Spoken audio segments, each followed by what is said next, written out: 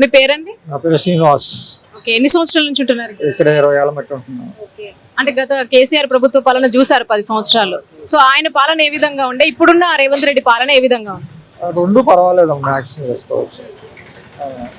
అంటే ఇప్పుడు కేసీఆర్ ఇచ్చిన పథకాలు ఎట్లున్నాయి, రేవంత్ రెడ్డి పథకాలు ఏ విధంగా ఉన్నాయి? రేవంత్ రెడ్డి పథకాలు ఇంకా అమలు కాలేదు, కేసీఆర్ అయితే బాగానే మంచిగా చేశారు.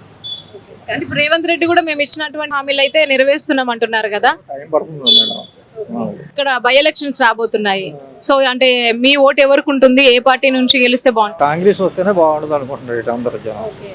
అంటే ఇంతకు ముందు 3 సంవత్సరాలు బీఆర్ఎస్ నుంచి మాగంటి గోపీనాథ్ గారు గెలిచారు. సో ఆయన ఫ్యామిలీ నుంచి వాళ్ళ భార్య కూడా వస్తున్నారు, సునీత గారు. గోపీనాథ్ ఏం చేయలేదు అనుకుంటున్నారు ఇక్కడ మేడం. అంటే ఇప్పుడు కాంగ్రెస్ నుంచి కూడా 3 నాయకులు అయితే బరిలో ఉన్నారు. సో ఆ ముగ్గురులో మీ ఓటు ఎవరికి ఉంటుంది? అజరుద్దీన్కి ఎమ్మెల్సీ ఇచ్చేసేసి పక్క తప్పిచ్చేసి వేరే వాళ్ళు వస్తారు. అండ్ కార్పొరేటర్ సిఎన్ రెడ్డి గారు ఉన్నారు. ఇద్దరులో ఎవరికి ఇస్తారో మరి తెలియదు. అంటే ఆ ఇద్దరులో ఎవరికి ఇస్తే బాగుంటుందని మీరు అనుకుంటారు? అంటాడు ఆ క్యాండిడేట్లు మనకి ఎంత మటుకు.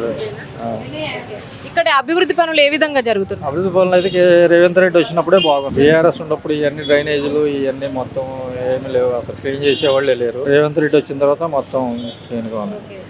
అంటే ఇక్కడ ఇప్పుడైతే ప్రెసెంట్ అయితే బాగానే ఉన్నాయా డ్రైనేజ్ అవన్నీ? ఇట్లా వర్షం పడితే వెంకటగిరి చాలా ఘోరంగా ఉంటది. ఘోరంగా ఉందంటే పైనుంచి అప్పు నుంచి కిందకి వచ్చేస్తున్నాయి, అందుకని చెప్పేసి ప్రాబ్లం ఉంది. ఇప్పుడు వాన పడిన తర్వాత మొత్తం వరకు ఇవన్నీ లేదు, మోహాలు బురద ఇవన్నీ.